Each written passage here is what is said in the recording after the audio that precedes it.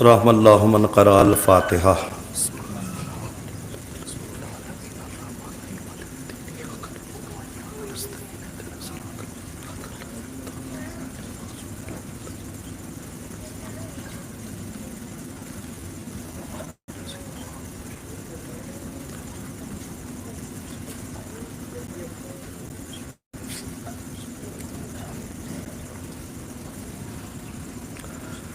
لا حول ولا قوة الا باللہ العلی العظیم۔ اعوذ باللہ من الشیطان اللعین الرجیم۔ بسم اللہ الرحمن الرحیم۔ رب اشرح لی صدری ویسر لی امری واحلل عقدۃ من لسانی یفقہوا قولی۔ الحمد للہ رب العالمین والعاقبۃ للمتقین والجنۃ للمؤمنین۔ علی محب الغرباء الفقراء المساکین رحمۃ للعالمین۔ رسول الثقلین امام الحرمین جد الحسن والحسین۔ صاحب قاب و قوسین امامہ مشارق و مغارب۔ و بدن الصابر و لسان الذاکر و قلب الشاکر والامہات الطواہر۔ الذین لیذھب عنکم الرجس اہل البیت ویطہرکم تطہیرا۔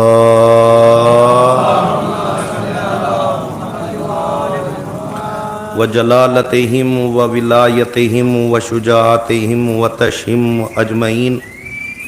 فاتح باب خیبر قاتل مرحب و انتر۔ شافع یوم محشر و مالک حوض کوثر۔ طالب کل طالب غالب کل غالب علی ابن ابی طالب۔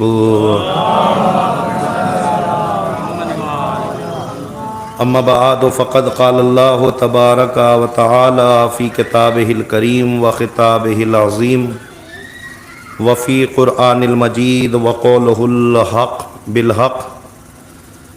بسم اللہ الرحمن الرحیم۔ قال امامنا الحسین علیہ الصلاۃ والسلام انی لم اخرج اشرا ولا بطرا ولا ظالما ولا مفسدا بل انما خرجت لطلب الاصلاح فی امت جدی اريد ان آمر بالمعروف وانهى عن المنکر واسیر بسیرت جدی وابی فمن قبلنی قبل الحق ومن رد علی فاصبر۔ صلوات پڑھ دے محمد و آل محمد۔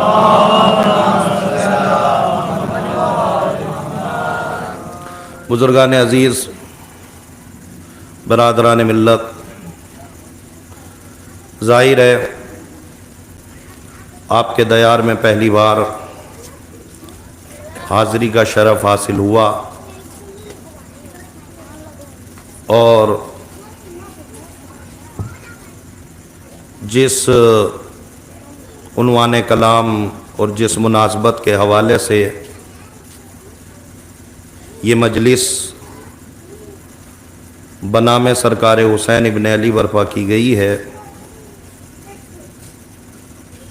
اسی عنوان کلام کے طور پر آپ کے سامنے مقصد حسین اور مقصد کربلا کو پیش کرنے کی کوشش کی جا رہی ہے، اس لیے کہ جب تک کسی انسان کا مقصد نہ معلوم ہو،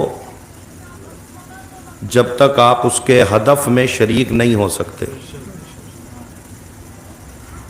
جب بھی آپ کسی کے مشن میں شریک ہونا چاہتے ہیں تو آپ کو یہ جان لینا ضروری ہے کہ اس کا مقصد کیا ہے۔ اگر کہا جائے تو شاید غلط نہ ہوگا کہ ایک چھوٹا سا بچہ بھی اپنے گھر سے بنا مقصد کے نہیں نکلتا، تو جب ایک چھوٹا سا بچہ بغیر مقصد کے اپنے گھر سے باہر نہیں نکلتا تو 6 جائے کی زمانے کا حسین 28 رجب کو مدینہ چھوڑ رہا ہو، اور صرف چھوڑ ہی نہیں رہا ہے بلکہ اپنے ساتھ عزیز و اقارب رشتہ دار اور گھر والوں کو لے کے کربلا کا سفر کر رہا ہے، تو اس کا مطلب یہ ہے کہ کچھ نہ کچھ مقصد کربلا ہے۔ اور یہ میں نے ظاہر ہے کہ میرا اس سال کا عشرہ بھی اس عنوان پہ ہے کہ کربلا میں سرکار حسین ابن علی کی منصوبہ سازی۔ حسین ابن علی نے جو یہ کربلا بنائی ہے، یہ کربلا کوئی حادثہ نہیں ہے بلکہ ایک منصوبہ ہے جو معصوم ذہنوں نے اس کو تیار کیا ہے۔ اور جب معصوم ذہن کسی کربلا کو سنوارنے میں اپنی طاقت لگا دے تو کوئی آدمی یہ نہیں کہہ سکتا کہ کربلا ہماری سمجھ میں آ گئی۔ کربلا سے فائدہ تو حاصل کر سکتا ہے مگر کربلا سمجھ میں نہیں آ سکتی۔ جس طریقے سے قرآن کسی کی سمجھ میں نہیں آیا، اسی طریقے سے کربلا کسی کی سمجھ میں نہیں آ سکتی۔ جب آپ قرآن کھولتے ہیں تو قرآن آپ کی ہدایت کرے گا، اسی طریقے سے جب آپ ذکر کربلا کریں گے کربلا آپ کی ہدایت کرے گی۔ لیکن یہ ضرور ہے، اور نوجوانوں کو اس بات کی طرف میں متوجہ کرانا بھی چاہتا ہوں کہ ہمیں دیکھنا پڑے گا اور سوچنا پڑے گا کہ حسین ابن علی نے یہ اتنا طولانی سفر کس لیے کیا۔ تو ظاہر ہے کہ بنا مقصد کے تو کربلا بن نہیں گئی ہے۔ تو میں نے اسی حوالے سے مقصد کربلا کو آپ کے سامنے پیش کیا کہ سرکار حسین ابن علی 28 رجب کو جب مدینے سے نکلنے لگے تو اپنے بھائی محمد حنفیہ کو بلایا اور بلا کے کہا، میرے بھائی محمد حنفیہ، انی لم اخرج اشرم ولا بطرم ولا ظالمن ولا مفسدہ، ہمارا مدینے سے نکلنے کا مقصد اور کربلا بنانے کا مقصد نہ لڑائی ہے، نہ جھگڑا ہے، نہ اختلاف ہے، نہ فساد ہے۔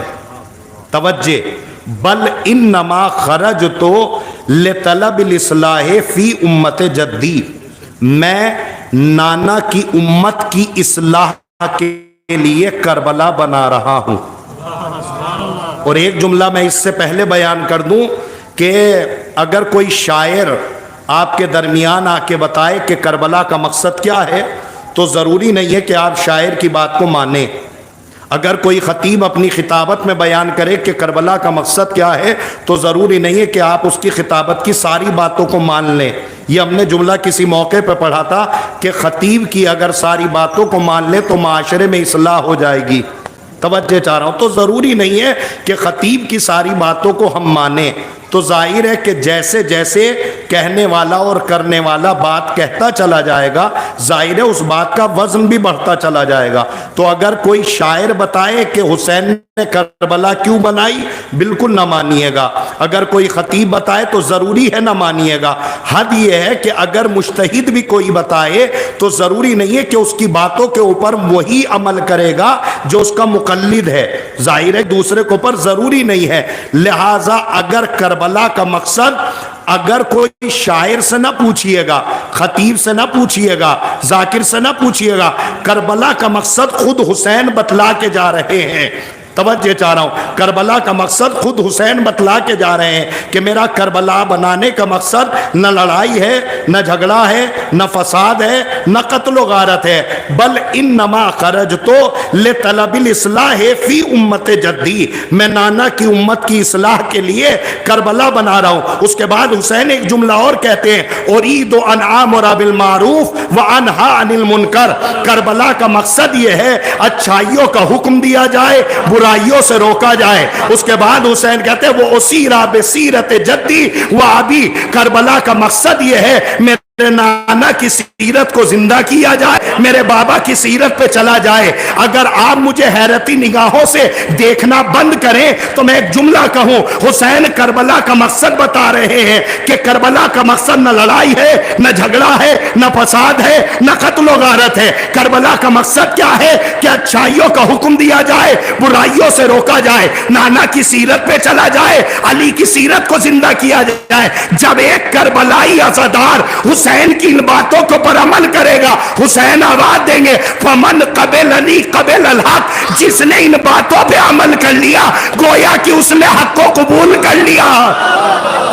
तवज्जो चाह रहा हूं, फमन कबिल अली कबिल अल हक, जिसने हुसैन की इन बातों पे अमल कर लिया उसने हक को कबूल कर लिया। उसके बाद हुसैन एक जुमला कहते हैं वमन रुद्दाल या फसबिर, जिसने हुसैन की इन बातों को मना कर दिया, न माना, अमल न किया, हुसैन बड़ा साबिर है, सब्र करके बैठ जाएगा। लिहाजा इस अज़ाई कौम को एक पैगाम देना चाहता हूं, इन मजलिसों के हवाले से न लड़ाई होना चाहिए, न झगड़ा होना चाहिए, न इख्तिलाफ होना चाहिए, न आपस में दुश्मनी होना चाहिए। अगर समाज और माशरे में एक करबलाई अज़ादार फर्श अज़ा से उठ के बाहर लड़ता हुआ मिले, झगड़ता हुआ मिले तो समझ लेना ये दुनियावी अज़ादार हो सकता है, हुसैन का अज़ादार नहीं हो सकता। सलावत पढ़े मोहम्मद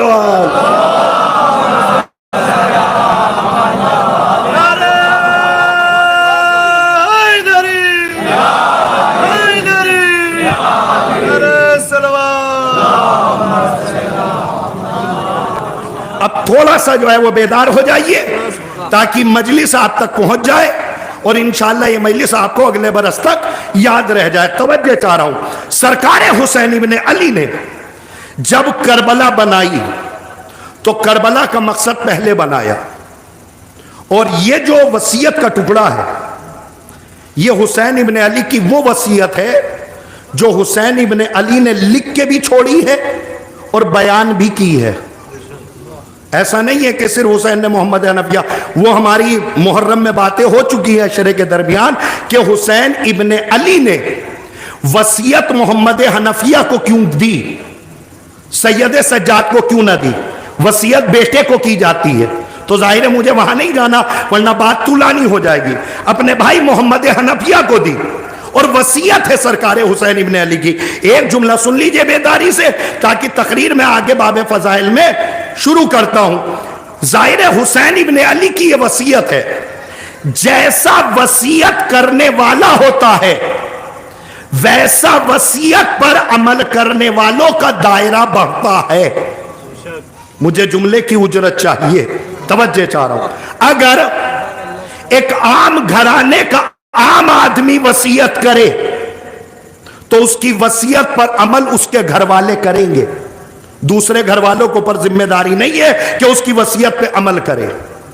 अगर वसीयत किसी खानदान का बड़ा करे तो उसकी वसीयत पर अमल उसके खानदान वाले करेंगे, दूसरे खानदान वालों को पर जरूरी नहीं है कि उसकी वसीयत पर अमल करें।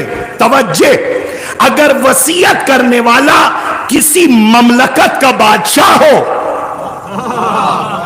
तो वसीयत पर अमल वो रिआया करेगी जो उसकी रैयत में रह रही है। जो दूसरी रैयत है उसको पर जरूरी नहीं है कि वो वसीयत पर अमल करे। तवज्जो, मेरी तरफ देखिए, तकरीर का लुत्फ लीजिएगा। अगर वसीयत करने वाला कोई मुज्तहिद हो, ऐसे नहीं, मुझे जुमले की उजरत चाहिए। अगर वसीयत करने वाला कोई मुज्तहिद हो तो वसीयत पर अमल वो करेगा जिसने उसकी तकलीद की है। दूसरा मुकल्लिद जरूरी नहीं है कि वो दूसरे मुज्तहिद की वसीयत पर अमल करे। मैं आपको इतना उलझा क्यों रहा हूं? मैं इसलिए उलझा रहा हूं ताकि सुलझा सकूं। तवज्जो चाह रहा हूं, किस लिए? आप सुनिए मेरी तरफ। आपने देखा इस तकरीर में जैसे जैसे वसीयत करने वाले का दायरा बढ़ रहा है वैसे वैसे वसीयत पर अमल करने वालों का दायरा बढ़ रहा है। जैसे जैसा मूसी कर रहा है, वसीयत करने वाला कर रहा है, वैसे वसीयत पर अमल करने वालों का दायरा बढ़ रहा है। अगर आम घराने का आदमी वसीयत कर रहा है تو ایک گھر تک وصیت محدود ہو گئی. اگر ایک خاندان والا کر رہا ہے تو ایک خاندان تک وصیت ہو گئی. اگر کسی مملکت کا بادشاہ کر رہا ہے تو اس کی وصیت اس کی مملکت کے لیے ہو گئی. اگر کوئی مجتہد کر رہا ہے، وہ کسی گاؤں میں ہو، کسی شہر میں ہو، کسی علاقے میں ہو، کسی محلے میں ہو، اس کی وصیت پر عمل وہ کرے گا. اس کا مطلب یہ ہے، توجہ، جیسے جیسے وصیت کرنے والا کا دامن وسیع ہوتا چلا جائے گا، ویسے وصیت پر عمل کرنے والے بڑھتے چلے جائیں گے. اگر وصیت کرنے والا کوئی امام ہو، یا تو میں سمجھا نہیں پا رہا ہوں یا آپ سمجھنا نہیں چاہ رہے، پھر میں پہنچانے کی کوشش کرتا ہوں. جن کے ہاتھ اٹھ گئے سبحان اللہ، اور جن کے ہاتھ نہیں اٹھے پیچھا ان کا بھی نہیں چھوڑوں گا. توجہ چاہ رہا ہوں، وصیت پر عمل کرنے والا کوئی امام ہو تو وصیت پر عمل کون کرے گا؟ جس نے حسین کو اپنا امام مانا ہے، جس نے حسین کو اپنا امام مانا. اور ایک جملہ ہے، مجھے نہیں پتا کیسے سنیں گے، حسین ابن علی کسی مذہب کی جائیداد کا نام نہیں ہے، کسی فرقے کی ملکیت کا نام نہیں ہے. کوئی یہ نہ کہے حسین ہمارے ہیں. حسین کسی کے نہیں ہے، نہ کسی مذہب کے، نہ کسی قوم کے، نہ کسی فرقے کے. حسین اس کے ہیں جس کے دل میں انصاف پسند دل ہوگا، حسین اس کے ہوں گے. حسین تو اسی کے ہوں گے نا.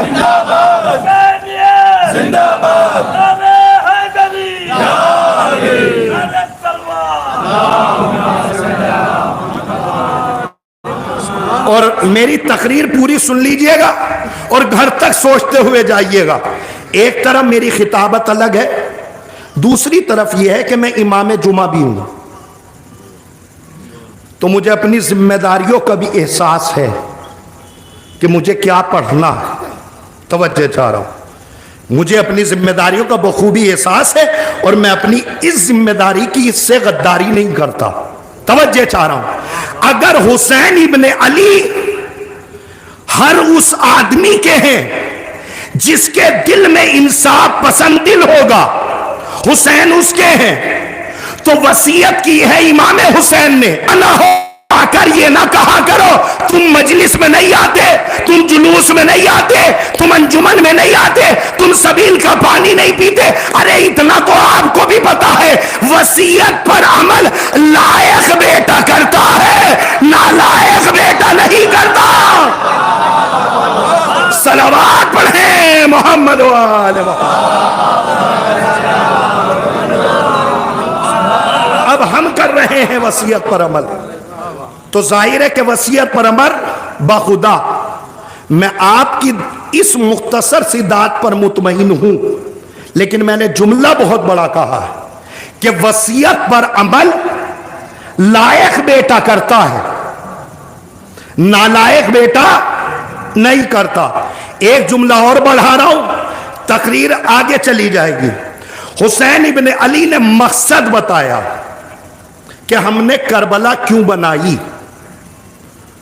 کربلا بنانے کا مقصد ہمارا نہ لڑائی ہے، نہ جھگڑا ہے، نہ فساد ہے، اس لیے ہم کربلا بنا رہے ہیں. میرا ایک سوال ہے، اچھا ایک بات اور بھی ہے، میں کربلا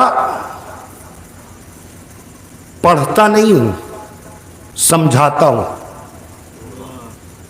پڑھتا نہیں ہوں، سمجھاتا ہوں. اور میں سمجھانے بار بار بھی نہیں آتا، ایک ہی بار آتا ہوں. توجہ، تو بیداری سے سن لیجئے گا کہ حسین ابن علی نے کربلا کا مقصد بتایا اور کربلا بنانے نکل گئے.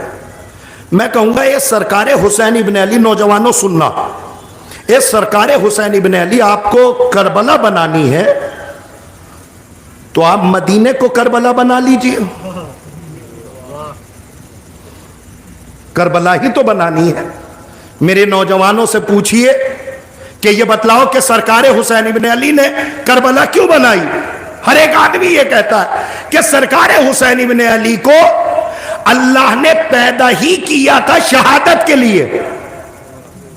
ان اللہ یشاء یرانی قتیلا، میرے نانا میرے خواب میں آئے تھے اور مجھ سے کہہ کے گئے تھے کہ اللہ حسین کو شہید دیکھنا چاہتا ہے. ان اللہ یشاء یراہن سبایا، اللہ علیہ محمد کو اسیر دیکھنا چاہتا ہے بقائے دین کے لیے، میرے نانا نے میرے خواب میں بتایا۔ تو اگر حسین کو مقصد شہادت کے لیے پیدا کیا گیا تو یہ مقصد شہادت تو کربلا مدینے میں بھی مل جاتی۔ کربلا کیوں جا رہے ہیں حسین؟ آپ کو شہادت کے لیے پیدا کیا گیا، مدینے میں جام شہادت نوش کر لیجئے، ختم ہو جائے گی بات۔ کربلا کیوں جا رہے ہیں؟ سننا میری قوم کے نوجوانوں، اگر کربلا اس رخ سے سنی ہو تو دعا نہ دیجئے گا، اگر انوکھے رخ سے تقریر ہو رہی ہو تو امانت میں خیانت نہ کریے گا، اور اتنا دل لگا کے تقریر کو نہ سنیے گا کہ آپ اپنی ذمہ داریوں کو بھول جائیے۔ توجہ چاہ رہا ہوں، سرکار حسین ابن علی نے کہا ہمیں شہادت کے لیے اللہ نے پیدا کیا، تو یہ شہادت مدینے میں ہو سکتی تھی، مگر ہمیں جام شہادت نوش مدینے میں نہیں کر رہا، کربلا میں کر رہا ہے۔ مولا کیوں؟ بس اس کا جواب دوں گا، مجلس مکمل ہو جائے گی، اس کے آگے بات نہ ہو سکے گی۔ سرکار حسین ابن علی آپ کو جام شہادت نوش کر لیا ہے، مدینے میں کر لیجئے۔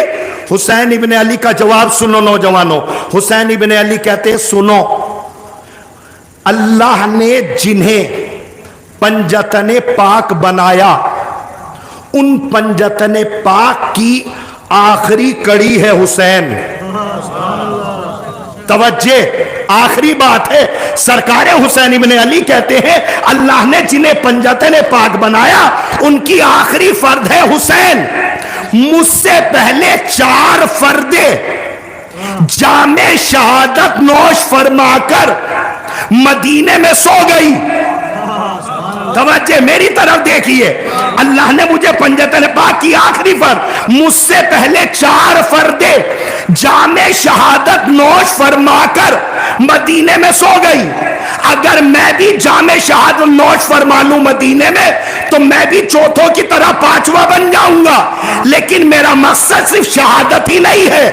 حسین یہ چاہتا ہے کہ جام شہادت کے ساتھ ساتھ مجھ سے پہلے پنجتن پاک کی جو 4 شہادتیں ہوئی ہیں ان کا اصل قاتل دنیا کو ملے۔ بات ختم ہو گئی۔ مجھے آپ کی سماعت پہ اعتبار ہے۔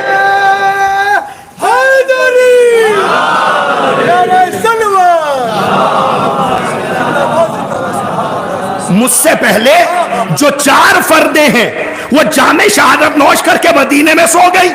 اگر میں بھی مدینے میں رہ جاؤں گا تو جام شہادت نوش کر کے میں بھی یہاں پہ رہ جاؤں گا۔ بنی امیہ کے زیر سایہ جو کتابیں لکھی جا رہی تھی ان میں جیسے 4 لوگوں کے قاتل لکھے گئے ویسے میرا قاتل بھی لکھا جائے گا۔ میں یہ چاہتا ہوں کہ دنیا کو اصل قاتل ملے، لفظوں کو بدل کے آپ کے قریب آ جاؤں تبھی آپ کو اطمینان ہوگا۔ حسین سے پہلے جتنے بھی قتل ہوئے قاتل قتل کر کے مسلمانوں کی بھیڑ میں گم ہو جاتا تھا، پکڑا کوئی اور جاتا تھا۔ آپ پڑھیے تاریخ، اب آپ نے مجھے آمادہ کر دیا ہے تو پڑھیے تاریخ۔ پنجتن پاک کی پہلی فرد پیغمبر اسلام، صحیح کتابوں نے صحیح لکھا۔ میں امام جمعہ ہوں، وضاحت نہ کر سکوں گا۔ صحیح کتابوں نے بھی صحیح لکھا کہ پیغمبر اسلام کو کھانے میں زہر دیا جاتا تھا، سلو پوائزن، کھانے میں زہر۔ میرا سوال ہے آپ سے، پیغمبر کھانا کہاں کھاتے تھے؟ مومنین کے گھر، روزانہ تو نہیں، ہوٹل پہ، ہماری طرح ہوٹل خور تو تھے نہیں۔ اس کا مطلب یہ ہے کہ پیغمبر کھانا کھاتے تھے گھر میں، گھر میں ملتا تھا کھانے میں زہر۔ پیغمبر کی شہادت ہو گئی، قاتل نہ گھر کے اندر ملا نہ گھر کے باہر ملا. اگر میں غلط کہہ رہا ہوں تو مجھے منبر پہ نہ بیٹھنے دینا. آج تاریخ پڑھیے, پیغمبر کے قاتل پر رشتوں کی نقاب ڈال دی, قاتل چھپ گیا. اب اس سے بڑی وضاحت نہیں ہے میرے پاس, پکڑا نہیں گیا نا. امام حسین کہتے ہیں پنجتن پاک کی دوسری فرد امیر کائنات, امیر کائنات کا قاتل کون؟ کہ عبد الرحمن ابن ملجم. غلط ہے, کرائے کا ٹٹو ہے. بھئی شاید آپ سمجھنا نہیں چاہ رہے, عبد الرحمن ابن ملجم کرائے کا ٹٹو ہے. اصل قاتل وہ نہیں ہوتا جس کے ہاتھ میں خنجر ہوتا ہے, قاتل وہ بھی ہوتا ہے جو قتل کے اوپر آمادہ کرتا ہے. امیر کائنات کی شہادت ہو گئی, پکڑا عبد الرحمن گیا, اصل قاتل نہ ملا. کربلا کا معجزہ دیکھنا, مقصد کربلا سننا. پنجتن پاک کی تیسری فرد جناب فاطمہ, صحیح کتابوں میں بھی غلط آدمیوں کے نام نہ لکھے گئے, نام نہ لکھے گئے کہ جناب فاطمہ کے دروازے پہ آگ لکڑیاں لے کے کون آیا تھا. آپ دیکھ رہے ہیں تاریخ. پنجتن پاک کی چوتھی فرد امام حسن, امام حسن کا قاتل کون؟ کا جودہ بنت عاشس. غلط. شطرنج کی ایک چھوٹی سی گڑیا تھی. اب میرے پاس الفاظ تو ہوتے نہیں ہیں, میں کیا کروں. شطرنج کی ایک چھوٹی سی گڑیا ہے. اصل قاتل تو وہ ہے, میں تاریخ پیش کر رہا ہوں, اصل قاتل تو وہ ہے جو اس گڑیا کے بالوں کو گھما رہا تھا. تاریخ میں تلاش کرو. میں نے 4 فردیں خاموشی سے سنائی, آپ نے سن لی. امام حسین فرماتے میرے سے پہلے جتنے لوگوں نے بھی جام شہادت نوش کیا, لوگوں کو اصل قاتل نہ ملا. پکڑا عبد الرحمن گیا, پکڑی چودہ گئی, کہیں پہ جو ہے وہ رشتہ زوجیت ڈال دیا گیا, کہیں پہ رشتہ صحابیت ڈال دیا گیا. اصل قاتل لوگوں کو نہ ملا. امام حسین کہتے مجھ سے پہلے 4 شہادتیں ہوئی, اصل قاتل لوگوں کو نہ ملا. اب کربلا کا معجزہ دیکھیے گا. اب میری قوم کے بچے کو اٹھاؤ اور ان سے پوچھو حسین کا قاتل کون؟ العظمت للہ. اگر میں بات کہہ رہا ہوں تو امانت پہ خیانت نہ کرو, توجہ چاہ رہا ہوں. میری قوم کے بچے سے پوچھو امام حسین کا قاتل کون؟ کہا یزید. عجیب بات ہے, یزید تو کربلا میں تھا بھی نہیں,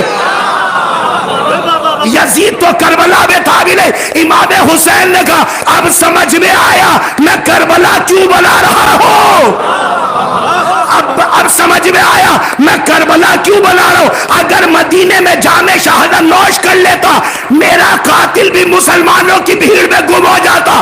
ہم نے کہا ہمیں جام شہادت مدینے میں نہیں کربلا میں پیش کریں گے, اور کربلا میں صرف میرا قاتل نہیں پکڑا جائے گا, نانا کا قاتل بھی کھڑا ہوگا, بابا کا قاتل بھی کھڑا ہوگا, اماں کا قاتل بھی کھڑا ہوگا.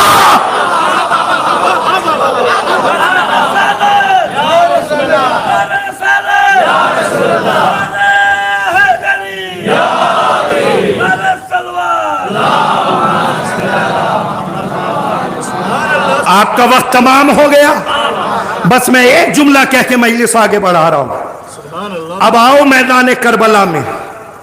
میدان کربلا میں میرے پاس وقت نہیں ورنہ شجرے کھولتا کہ حسین ایسے نہیں کہہ رہے ہیں کہ ہم میدان کربلا میں آ گئے ہیں. اب زمانے کو نانا کا قاتل بھی ملے گا, بابا کا قاتل بھی ملے گا. اس جملے کو پتہ نہیں آپ نے کس انداز سے سنا ہے, مجھے نہیں پتا, ورنہ آپ کو اپنی جگہ پہ بیٹھنا نہیں چاہیے تھا. حسین ابن علی کہتے ہیں میدان کربلا میں آ جاؤ, میں زمانے کو نانا کا قاتل بھی بتاؤں گا, بابا کا قاتل بھی بتاؤں گا, اماں کا قاتل بھی بتاؤں گا, اپنا قاتل بھی بتاؤں گا. اب بہت آہستگی سے ایک جملہ کہہ رہا ہوں, آپ ہی خطیبوں کا امتحان لے سکتے ہیں کیا؟ खतीब भी तो सामईन का इम्तिहान लेता है। अब मैं ले रहा हूं आपका इम्तिहान, अभी तक आप मेरा ले रहे थे, अब मैं ले रहा हूं एक जुमला कह के। अगर आपके हाथ उठ गए तो मैं समझूंगा कि मेरा यहां पे आना सुवारत हो गया। सरकारे हुसैन इब्ने अली कहते हैं मैदान करबला में नाना का कातिल भी पकड़ा जाएगा, बाबा का कातिल भी पकड़ा जाएगा, भैया का कातिल भी पकड़ा जाएगा, अम्मा का कातिल भी पकड़ा जाएगा। अब समझ में आया लोग करबला से क्यों चिढ़ते हैं।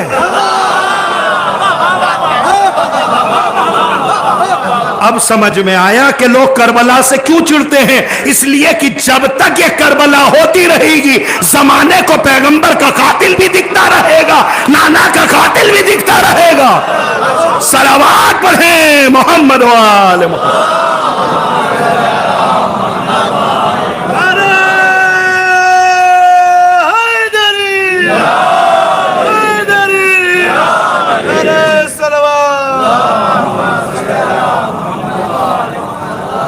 और सरकारे हुसैन इब्ने अली, बस आखिरी जुमला रख रहा हूं और फिर उसके बाद बाब मसाइब। तवज्जे, सरकारे हुसैन इब्ने अली कहते हैं अब हम आ रहे हैं करबला बनाने। कैसे बनी है करबला, नौजवान जानना चाहेंगे, पूरी तकरीर ना हो पाएगी, सिर्फ एक इशारा सा दूंगा और बात आगे बढ़ा दूंगा। हुसैन इब्ने अली ने मदीने में खड़े होकर कहा बहन ज़ैनब आओ। जनाब ज़ैनब आई। भैया क्या बात है, जैसे मैं पढ़ रहा हूं वैसे सुना करो करबला। बहन हुसैन ये चाहता है कि करबला बनाए, हुसैन ये चाहता है कि करबला बनाए।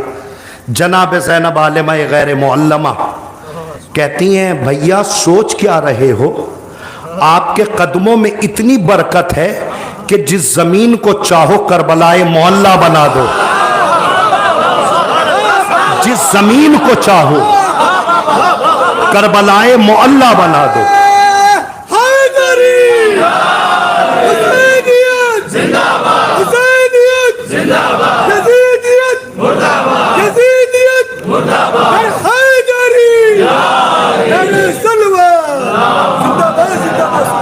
हुसैन इब्ने अली जिस जमीन को चाहो आप करबलाए मोहल्ला बना दो। बहन हुसैन ये सोचता है कि मदीने में करबला न बनाए, चूंकि ये नाना का शहर है, हम करबला बनाएंगे। तो भैया कैसे बनाओगे। अब हुसैन ने नक्शा ज़मीन मदीना पे बनाया करबला का। अब आप मजलिसी लोग हैं और आप मुझसे बेहतर खुतबा को सुनते रहते हैं, मजलिस के लफ्ज़ों से अंदाज़ा कर सकते हैं मैं कितनी बातों में कैंची लगा लगा के आपको सुना रहा हूँ। सरकारे हुसैन इब्ने अली कहते हैं बहन हुसैन ये चाहता है कि मदीने के महाज पे मैं अब्दुल्ला इब्ने जाफ़र को रखूं, मोहम्मद हनफिया को रखूं, जनाब सुगरा को रखूं, नानी उम्मे सलमा को रखूं। कैंची चला रहा हूं मैं, वजाहत नहीं कर रहा हूं। ये मदीने में रह के बताएंगे हुसैन ने सफर क्यों किया। हुसैन करबला बना रहा है ना, तो करबला बन रही है। बहन हुसैन ये सोच रहा है कि कूफे के महाज पे मुस्लिम को रखा जाए। तकरीर है ये, मैंने कहा ना एक हल्की सी तकरीर में बातें नहीं होती। ये बात मैं अशरे में पढ़ चुका हूं इल्लत करबला के हवाले से कि जनाबे मुस्लिम ही को क्यों भेजा कूफे। क्या जनाबे अब्बास को नहीं भेजा जा सकता था। वजह थी हुसैन की कि नहीं मुस्लिम तुम्हें कूफे जाना पड़ेगा। और मुस्लिम कूफे क्यों गए थे ये भी सवाल है, लेकिन सारी बातें रोक रहा हूं। बहन हुसैन ये सोचता है कि कूफे के महाज पे मुस्लिम को रखूं ताकि कूफे वालों को पता तो चल जाए कि जिस बैअत के लिए तू उलझ रहा है, हुसैन अगर अपना सफीर किसी को बना दे वो भी 18,000 लोगों की बैअत ले लेता है। भाई आगे का महल्ला बोल रहा है, पीछे का महल्ला खामोश है। या तो बात पीछे तक पहुंच नहीं रही है या वो अमानत में खयानत कर रहे हैं। तवज्जो चाह रहा हूं। हुसैन इब्ने अली ने कहा ताकि जमाने को पता चल जाए हम जिसको अपना सफीर बनाते हैं وہ بھی 18,000 لوگوں کی بیعت لے لیتا ہے۔ ابن زیاد اشرفیوں کی تھیلیاں لے کے کوفے آ گیا اور کہنے لگا یہ لو اشرفیاں، تمہیں یزید کی بیعت کرنی ہے، حسین کی مخالفت کرنی ہے۔ تاریخ کہتی ہے ادھر اشرفیوں کی تھیلیاں کھلی، قاری قرآن بکے، حافظ قرآن بکے، جن لوگوں کے وظیفے بند ہو گئے تھے ان کے وظیفے شروع ہوئے، یہ سارے کے سارے بک رہے تھے۔ اس لیے کہ ابن زیاد نے کہہ دیا کہ جس کو بھی چاہیے اپنے ایمان کا سودا کرے، اشرفیہ لے کے چلا جائے۔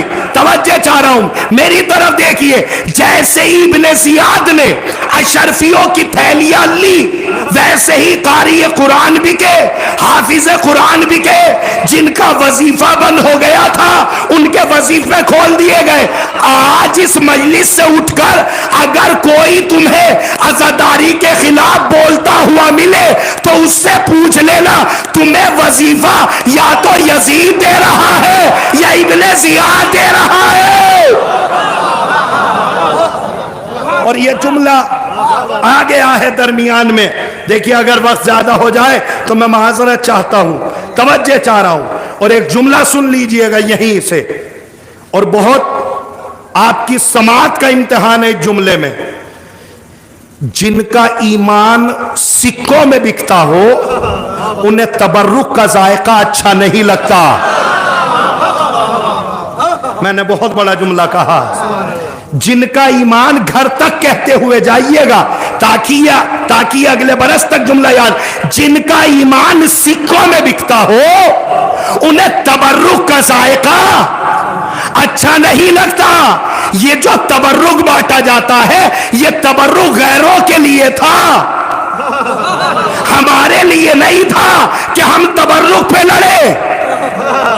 نہ کھلوائیے ورنہ بات بہت کڑوی ہو جائے گی، اور ویسے بھی مولوی سے تعلقات عوام کے زیادہ دن اچھے رہتے نہیں ہیں۔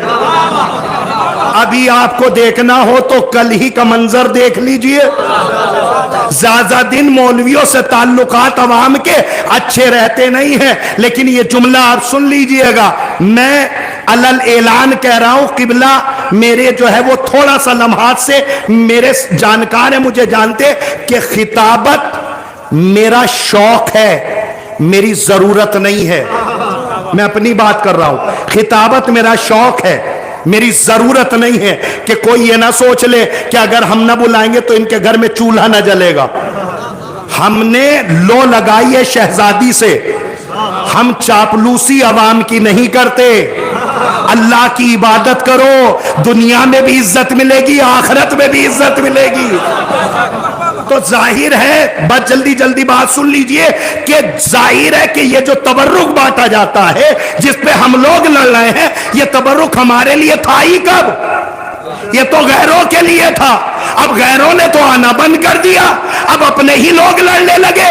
ہاں، ایک نے بہت اچھی بات کہی کہ تبرک تو مجلسوں میں اس لیے نہیں بانٹا گیا کہ تم لڑو، بلکہ تبرک تو اس لیے بانٹا جاتا ہے تاکہ تم تبرک لے کے باہر جاؤ تو زمانہ پہچان لے حسین کے دربار سے کوئی خالی ہاتھ واپس نہیں جاتا۔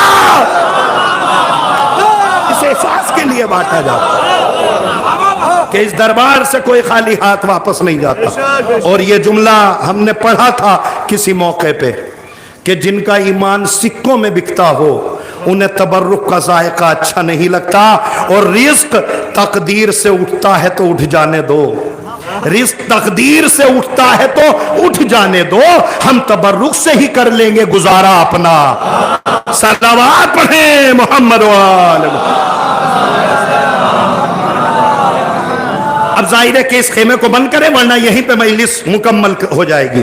حسین ابن علی نے کہا، بہن حسین یہ چاہتا ہے کہ کوفے کے محاذ پہ مسلم کو رکھوں۔ بہن حسین یہ چاہتا ہے کہ میں کربلا آ جاؤں۔ توجہ، اور بہن زینب آپ کو اور سجاد کو شام جانا ہے، اس لیے کہ مجھے پتا ہے یزید کربلا نہیں آئے گا۔ اب تقریر ہے پوری، اس لفظ کو میں روک رہا ہوں، مجھے پتا ہے یزید کربلا نہیں آئے گا، یزید کو اس کی اوقات بتانے کے لیے سجاد و زینب تمہیں شام جانا پڑے گا۔ میں مقدمہ تیار کر رہا ہوں، پڑھ نہیں رہا ہوں، ورنہ ہر جملے پہ رک کے بات کرنے کا اندازہ ہے کہ جب شام میں تو ایک جملہ کہوں، اگر آپ اتنی تقریر تک میری خطابت سے جڑ چکے کہ اب تو کہنا پڑے گا نا کہ حسین ابن علی نے مدینے میں کسی کو چھوڑا نہیں ہے، رکھا ہے، کوفے بھیجا نہیں، رکھا ہے، شام بھیجا نہیں، رکھا ہے۔ ابھی جملے کی واقعیت کو سمجھ لیجئے گا، وضاحت نہ کر سکوں گا، وقت تمام ہو گیا کہ اولاد ابو طالب نے مشوروں میں کربلا بنا دی۔ میں نے بہت بڑا جملہ کہا ہے اور اس جملے کی داد انشاءاللہ لیں گے کسی موقع پہ۔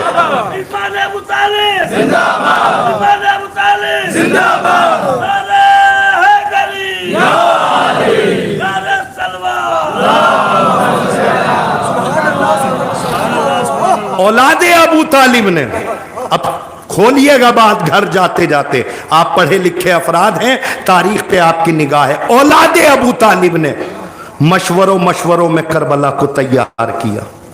اور کربلا کیسے تیار کیا؟ آخری جملہ باب فضائل کا، اس کے بعد باب فضائل بند کروں گا، باب مصائب کا آغاز کرتا ہوں۔ آخری جملہ، اس تقریر کو روک رہا ہوں، پھر انشاءاللہ کسی موقع پہ یاد دلائیے گا تو پڑھیں گے۔ حسین ابن علی نے کہا اب منصوبہ بن گیا، اب چلو ہمارے ساتھ۔ توجہ، آخری جملہ ہے باب فضائل کا، اب اس کے آگے تقریر نہ بڑھے گی، توجہ چاہ رہا ہوں۔ حسین ابن علی نے کہا اب ہم جا رہے ہیں کربلا بنانے۔ تو مولا کربلا بنانے جا رہے ہیں تو ساتھی کتنے لیے ہیں آپ نے؟ کتنے؟ کا 71 مولا یزیدی لشکر لاکھوں میں آئے گا، سمجھ رہے ہیں؟ میں اس کو بھی گریز کر کے تقریر کر رہا ہوں۔ سرکار حسین ابن علی کہتے ہیں ہمیں پتا ہے یزیدی لاکھوں میں آئیں گے، مگر ہم لاکھوں میں نہیں جائیں گے، ہماری تعداد کم ہوگی۔ کتنے؟ 71۔ مولا لشکر لے جائیے، فوج اکٹھا کریے، لوگوں کو بلائیے، زیادہ سے زیادہ لوگوں کو کربلا لے جائیے، مجمع لے جائیے۔ حسین آواز دیں گے سنو، حسین کو مجمع نہیں چاہیے، حسین کو لشکر نہیں چاہیے۔ کیوں؟ اس لیے کہ مجمع کبھی بھی آل محمد کے کام نہیں آیا۔ صلوات پڑھے محمد و آل محمد پر۔ اب مجھے لگ رہا ہے آپ تھک گئے، توجہ چاہ رہا ہوں، توجہ۔ ہمیں مجمع نہیں چاہیے، اس لیے کہ مجمع کبھی بھی آل محمد کے کام نہیں آیا۔ دلیل دو، غدیر میں مجمع تھا، کام نہیں آیا، پیغمبر کا جنازہ رکھا رہا۔ اسی لیے تو حسین ابن علی نے کہا ہمیں مجمع نہیں چاہیے، ہمیں لشکر نہیں چاہیے، ہمیں قطار نہیں ہے، کم ہو مگر سب حسینی ہو۔ اب ہم لے کے جا رہے ہیں مولا، آخری جملہ میں نے وعدہ کیا تھا، آخری جملہ، مولا اتنے کم لے کے جا رہے ہیں، یہ 71 کیا کریں گے؟ سننا نوجوانوں جملہ، یہ 71 کیا کریں گے؟ حسین ابن علی آواز دیں گے یہ 71۔ میرے بابا کا جملہ نہج البلاغہ میں مقام شکوہ پہ سنو، میرے بابا نہج البلاغہ میں مقام شکوہ پہ کہتے ہیں اے میرے پروردگار، کاش کہ مجھے ایک مالک اشتر اور مل جاتا، مجھے دنیا میں کسی دوسرے کی ضرورت نہ ہوتی۔ اب سوچیے گا گھر تک. توجہ چاہ رہا ہوں. امیر کائنات کا جملہ ہے نا نہج البلاغہ میں, اے میرے پروردگار کاش کہ مجھے ایک مالک اشتر اور مل جاتا, مجھے دنیا میں کسی دوسرے کی ضرورت نہ ہوتی. امام حسین کہتے ہیں اے میرے بابا بہت ڈھونڈنے کے بعد آپ کو ایک مالک اشتر کے علاوہ دوسرا نہ ملا. ہم 21 سال کے بعد 71 مالک اشتر لے کے آ رہے ہیں. صلوات پڑھیں محمد وآل محمد. ہمیں مجمع نہیں چاہیے, کم ہو مگر سب حسینی ہو. اب یہ جملہ اگلی تقریر کے لیے چھوڑ رہا ہوں, کم ہو مگر سب حسینی ہو, اس لیے کہ ایک حسینی ہزاروں پہ بھاری ہوتا ہے. کم ہو مگر سب حسینی ہو. حسین ابن علی نے جب ان سارے اصحاب اور انصار کو لیا تو میری قوم کے نوجوانوں, حسین ابن علی نے ایسا نہیں کیا. علماء بیٹھے ہوئے ہیں معلوم کریے گا, حسین ابن علی نے ایسا نہیں کیا کہ ایک گاڑی مدینے سے بھری ہو اور اس کو لاک کیا ہو اور آ کے کربلا میں اس کا دروازہ کھول دیا, سارے لوگوں کے سر تن سے جدا ہو گئے, حسین شہید اعظم ہو گئے. ایسا نہیں ہے. یہ جملہ بھی لائق تشریح ہے. حسین ابن علی نے کسی بھی شہید کا خون اس وقت تک اسلام کی رگوں میں نہیں ڈالا جب تک اس شہید نے کلمہ معرفت پروردگار نہ پڑھ لیا ہو. سوچئے گا, تھوڑی سی وضاحت ہے, وہ وضاحت کرے دے رہے. پہلے معرفت ہے, معرفت کے بعد شہادت ہے. کوئی یہ نہیں کہہ سکتا کہ ہمیں تو پتہ ہی نہیں تھا کہ وہاں ہوگا کیا. حسین ابن علی نے آئینہ دکھایا ہے. اٹھائیے آپ منظر شب عاشور کا. حسین ابن علی کا تقریباً 3.5 صفحے کا خطبہ ہے. اگر میں پڑھوں بھی تو مجھے تقریباً مجھے اپنی طالب علمی کا احساس کرتے ہوئے کم سے کم 2 یا 3 مجلسوں میں ترجمہ کروں گا, لیکن پورا جملہ نہیں سنانا. حسین ابن علی نے شب عاشور اپنے اصحاب کو بٹھایا اور بٹھا کے ایک طویل خطبہ دیا حسین نے. حسین ابن علی کہتے ہیں سنو میرے پیارے صحابیوں, یہ جو فوج اشقیہ ہے انہیں میرے خون کی ضرورت ہے, تمہارا خون انہیں نہیں چاہیے. ایسا کرو تم مجھے چھوڑ کے چلے جاؤ, حسین اپنا خون دے لے گا. تمہارا خون انہیں نہیں چاہیے, انہیں تو حسین کا خون چاہیے, فاطمہ کے لال کا خون چاہیے, حسین خون دے دے گا. ایسا کرو تم سب کے سب چلے جاؤ. روایت کہتی ہے ایک نہ اٹھا. حسین ابن علی نے کہا اچھا اب بھی نہیں جا رہے ہو تو سنو, اگر تم اس لیے نہیں جا رہے ہو کہ اگر تم چلے گئے حسین کو چھوڑ کر تو تمہیں جنت نہ ملے گی. حسین ضمانت دیتا ہے جب تک حسین جنت میں قدم نہ رکھے گا جب تک تم سب کے سب جنت میں نہ چلے جاؤ گے. خطیب اکبر کا جملہ, اللہ کروٹ کروٹ جنت نصیب کرے, وہ کہتے تھے کہ حق ہے حسین کو یہ جملہ کہنے کا, اس لیے کہ امام حسنین جوانان جنت کے سردار ہیں. چلے جاؤ. ایک نہ گیا. میں نے کہا نا معرفت.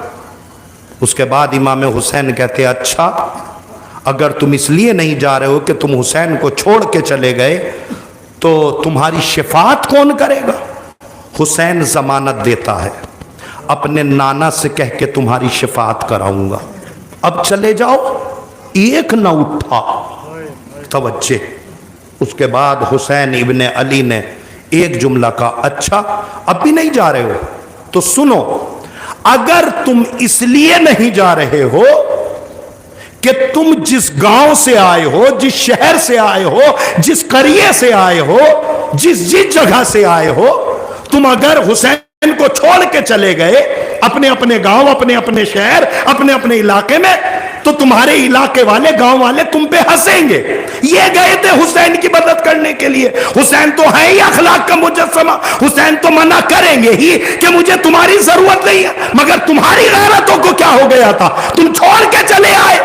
اگر تم اس لیے نہیں جا رہے ہو کہ تمہارے گاؤں والے تم پہ ہنسیں گے, لو حسین تمہیں ایک بہانہ دیے دیتا ہے, سعید اٹھو علی اکبر کی کلائی پکڑو چلے جاؤ, زہیر اٹھو قاسم کی کلائی پکڑو اپنے اپنے گاؤں چلے جاؤ, اور اپنے اپنے علاقے میں جانے کے بعد کہہ دینا ہماری حسین نے ذمہ داری دی تھی کہ علی اکبر کو چھوڑ کے آؤ, قاسم کو چھوڑ کے آؤ, اور محمد کو چھوڑ کے آؤ, اب چلے جاؤ. اللہ اکبر. روایت کہتی ہے کوئی نہ اٹھا. حسین ابن علی نے کہا اچھا اب بھی نہیں اٹھ رہے, بس ختم ہو گئی بات. حسین ابن علی نے کہا اچھا اب بھی نہیں جا رہے ہو, تو اگر اس لیے نہیں جا رہے ہو کہ تم میں سے کون پہلے اٹھے گا, تم سب کے سب اس کا چہرہ دیکھ لو گے اور میں بھی تمہارا چہرہ دیکھ لوں گا, اور باہر جا کے چیمی گوئیاں کرو گے, پہلے تم اٹھے, پہلے تم اٹھے, پہلے تم اٹھے. تو اگر اس لیے نہیں اٹھ رہے ہو کہ تمہارا چہرہ سب دیکھ لیں گے, لو حسین یہ بہانہ بھی ختم کیے دے رہا, عباس چراغ گل کرو. جناب عباس نے چراغ کو بجھا دیا. اب چلے جاؤ, اب تو اندھیرا ہو گیا, اب تو حسین تمہیں نہیں دیکھتا, اب چلے جاؤ. بہت دیر ہو چکی. اس کے بعد حسین ابن علی نے کہا عباس ذرا چراغ دوبارہ روشن کرو.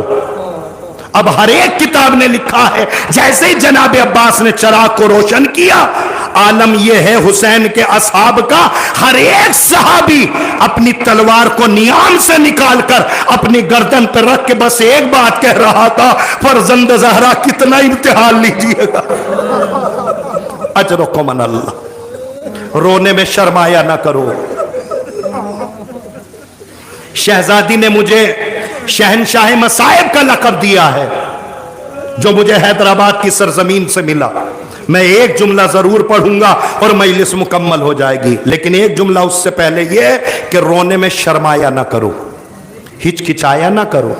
اگر رونا نہ آیا کرے تو سروں کو نیچے کر لیا کرو, سر کو نہلا لیا کرو, اور خالق سے دعا کیا کرو کہ پروردگار ان آنکھوں میں اتنا پانی بھر دے جب بھی نکلے حسین کے نام پہ نکلے. اور یہ جملہ ہم نے کسی موقع پہ کہا تھا, وہ فاطمہ کہ جس کی عمر 18 برس ہے, 9 برس نبوت کے گھر میں, 9 برس امامت کے گھر میں, نبی پوری زندگی انتظار کرتا رہا فاطمہ کچھ مانگے, مگر فاطمہ نے کچھ نہ مانگا.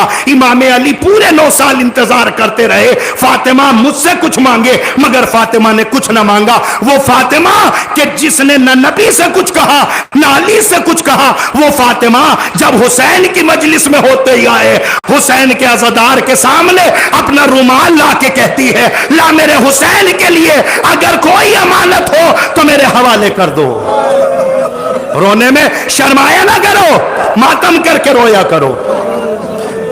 روایت کہتی ہے روز محشر اسی چہرے سے نور ٹپکے گا جو چہرے آج حسین کے غم میں آنسو بہا رہے. روایت کہتی ہے حسین کا صحابی اپنی تلوار کو اپنی گردن پہ رکھ کے کہہ رہا تھا, فرزند زہرا کتنا امتحان لیجئے گا. سعید و زہر کہتے بولا آپ کو کیا لگا, ہم یہاں پہ جنت کے لیے آئے, ہم یہاں پہ شفاعت کے لیے آئے. مولا ہمیں جنت چاہیے ہوتی, ہمیں ہمارے گاؤں میں مل جاتی, ہمیں ہمارے شہر میں مل جاتی, لیکن مولا یہ تو بتلائیے جنت تو مل جاتی, مگر ہم آپ کے نانا کو کیا منہ دکھلائیں گے, ہم آپ کی ماں کو کیا منہ دکھلائیں گے. اتنا سننا تھا. جیسے ہی اصحاب کا یہ جملہ سنا, حسین نے اپنے اصحاب کو گلے سے لگا کے کہا اب یہ جملہ یہاں کا ہے, جیسے چاہنے والے مجھے ملے ویسے چاہنے والے نہ میرے بابا کو ملے, نہ میرے بھیا کو ملے, نہ میرے نانا کو. آپ سوچ سکتے ہیں, مجھے نہیں پتا یہاں پہ کتنے مصائب سنے جاتے ہیں, لیکن میں کم کر کے مصائب پڑھ رہا ہوں, زیادہ لمبے مصائب نہ کروں گا. روایت کے جملے ہیں, حسین کی غربت دیکھنا چاہیں گے آپ؟ دیکھیں گے حسین کی غربت. حسین میدان کربلا میں مجبور نہیں ہے, حسین ابن علی مظلوم ہے میدان کربلا. آپ خود سوچ سکتے ہیں کہ جس کے اتنے باوفا اصحاب کہ جس کے لیے حسین سینہ تان کے کہہ رہے ہوں جیسے چاہنے والے مجھے ملے ویسے چاہنے والے نہ میرے بابا کو ملے نہ میرے نانا کو ملے نہ میرے بھیا کو ملے، وہی حسین ابھی کچھ ہی لمحات کے بعد میدان کربلا میں اپنے دونوں ہاتھوں کو اپنی کمر پہ رکھ کے کہہ رہا تھا اکبر، عباس، علی اکبر، قاسم، جون، سعید، زہیر، ارے سب چھوڑ کے چلے گئے، تمہیں حسین آواز دے رہا ہے۔ روایت کہتی ہے تزلزل لاش الشہداء، شہداء کے لاشیں تڑپنے لگے، مولا موت نے مجبور کر دیا، حسین ہر ایک کا نام لیتے جا رہے تھے اور کہتے جا رہے تھے تم بھی چلے گئے، تم بھی چلے گئے، کہتے کہتے حسین کی نگاہ فرات کی طرف بڑھ گئی، حسین کی چیخ نکل گئی، آواز دی عباس، حسین اکیلا ہو گیا۔ اجرکم من اللہ، اللہ اکبر۔ بی بی آ جائیے، عزادار آمادے گریا ہو گئے۔ میں نے کہا نا اگر رونا نہ آیا کرے سروں کو نیچے کر لیا کرو اور حسین کو اپنا سمجھ کے رویا کرو، غیر سمجھ کے نہ رویا کرو، اور اگر رونا نہ آیا کرے تو جب نماز پڑھنے جاتے ہو نا تو جہاں ساری دعائیں مانگتے ہو وہاں ایک دعا یہ بھی مانگ لیا کرو کہ پروردگاری ان آنکھوں میں اتنا پانی بھر دے جب بھی نکلے حسین ابن علی کے فرش عزا پہ جاؤ تو ایک آنسو کم سے کم رومال زہرا میں انعام پا سکے۔ مجلس ہو رہی ہے 5ویں امام کے گھر، ذاکر مصائب پڑھ رہا ہے، ابو بصیر امام کا نابینا صحابی ہے، سامنے بیٹھا ہوا رو رہا ہے، رومال آنکھوں پہ ہے، امام نے بھری مجلس میں ٹوک دیا ابو بصیر میرے جد کے مصائب ہو رہے، تو رو نہیں رہا ہے؟ ابو بصیر نے رومال پیش کر دیا، مولا یہ دیکھیے میرا رومال آنسوؤں سے تر ہے۔ امام نے کہا ابو بصیر مجھے بھی پتا ہے کہ تو رو رہا ہے، لیکن ابو بصیر ایسے تھوڑی روتے جیسے تم رو رہے ہو، ایسے رو جیسے بوڑھی ماں جوان کے لاشیں پہ روتی ہے۔ اجرکم من اللہ۔ لیجئے میں نے تقریر کو تمام کر دیا، بس میں منبر خالی کر رہا ہوں۔ جس کے اتنے باوفا ساتھی، وہ حسین ابن علی جب مقتل میں گیا ہے تو ظاہر ہے کہ مجھے ساری باتیں نہیں پڑھنی، ورنہ مقتل پڑھنے کے لیے مجھے 45 منٹ چاہیے۔ حسین کا اگر میں مقتل پڑھنے لگوں، حسین کا جب پہلا حملہ مقتل میں ہوا ہے تو حمید ابن مسلم کہتا ہے میں مان گیا حسین سے بڑا کوئی بہادر نہیں ہے، حسین سے بڑا کوئی ساونت نہیں ہے، حسین سے بڑا کوئی جری نہیں ہے۔ حمید ابن مسلم کہتا ہے میں تو یہ سوچ رہا تھا کہ حسین ابن علی میدان کربلا میں بس ایسے ہی تلوار چلائیں گے، مگر حسین ابن علی کا جب میں نے پہلا حملہ دیکھا تو سمجھ ہی میں نہیں آ رہا تھا کہ 3 دن کا بھوکا پیاسا ایسے تلوار چلاتا ہے، لاشوں پہ لاشیں اٹھانے والا حسین ایسے جو ہے وہ تلوار چلاتا ہے۔ علی اکبر نے جس کے جو ہے گودی میں دم توڑا ہو وہ حسین ایسے تلوار چلاتا ہے۔ حمید ابن مسلم کہتا ہے جب حسین نے پہلا حملہ کیا تلوار چلاتے جا رہے تھے اور کہتے جا رہے تھے تمہاری خیر نہیں ہے، تم نے میرے اکبر کو مجھ سے چھین لیا، تم نے میرے قاسم کو مجھ سے چھین لیا، تم نے میرے اسرار کو مجھ سے چھین لیا۔ یہ کہتے کہتے حسین فرات کے کنارے پہنچ گئے، جیسے ہی عباس کا لاشا دیکھا حسین نے آواز دی عباس دیکھو تو صحیح تمہارا آقا کیسے لڑ رہا ہے۔ اللہ اکبر۔ اللہ تمہارے گریے کو قبول کرے۔ اپنی زندگی کی آخری مجلس سمجھ کے رویا کرو، اللہ جانے موت کب آ جائے۔ بس آخری جملہ، منبر خالی، جس کے دل میں جو منت ہو وہ منت مان لے، اگلا سال پورا ہونے سے پہلے پہلے منت پوری ہو جائے گی۔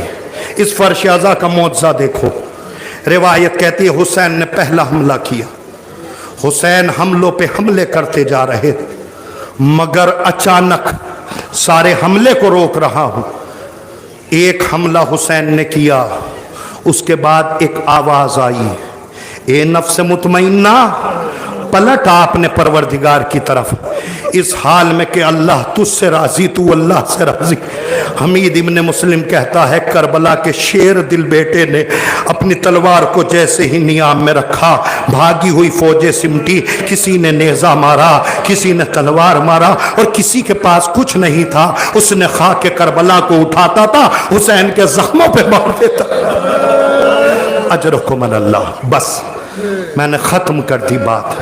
حسین ابن علی میدان کربلا میں زمین کربلا پہ بیٹھے ہیں, اپنی پیشانی قبضہ تلوار پہ رکھے حسین سر کو جھکائے ہوئے ہیں.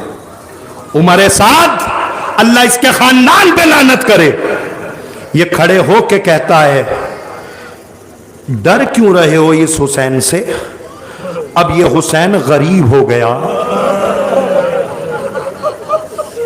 اب اس کے پاس عباس نہیں ہے, اب اس کے پاس اکبر نہیں ہے, اب اس کے پاس قاسم نہیں ہے. میں آپ نے بہت گریہ کیا, میں شکریہ کرتا ہوں آپ کا. بس آخری جملہ, عمر سعد کہتا ہے سنو, اب جو جتنا زیادہ حسین ابن علی پہ ظلم و ستم کرے گا وہ اتنا زیادہ انعام پائے گا. روایت کہتی ہے حسین اکیلے ہے, 12 قاتل حسین کے چاروں طرف. روایت کہتی ہے مرتا تو قیامت ہوتی. روایت کہتی ہے 12 قاتل حسین کے چاروں طرف ٹہل رہے تھے. آخری رخ پیش کر رہا ہوں, یہ منظر خیمے کے دروازے پہ جب زینب نے دیکھا تو سکینہ نے بھی پوچھ لیا پھوپھی اماں خیریت ہے کہ میں بابا کے چاروں طرف کیوں ٹہل رہے ہیں. جناب زینب نے کہا کہ بیٹا انہیں انعام چاہیے, یہ انعام کی لالچ میں تیرے بابا کو مارنے کے لیے آئے ہیں. 4 سالہ بچی نے ایک جملہ کہا پھوپھی اماں اگر میں انہیں دولت دے دوں کیا میرا بابا بچ جائے گا؟ ہاں بیٹا کیوں نہیں بچ جائے گا, انہیں دولت چاہیے, بس اتنا کہنا تھا. سکینہ وہاں سے چلی, ہر بی بی کے سامنے اپنے کرتے کا دامن پھیلا کے کہہ رہی تھی اگر کچھ ہو تو دے دو میرا بابا بچ جائے گا, اگر کچھ ہو تو دے دو میرا بابا بچ جائے گا. اب جو سکینہ واپس آئی منظر عجیب ہے, حسین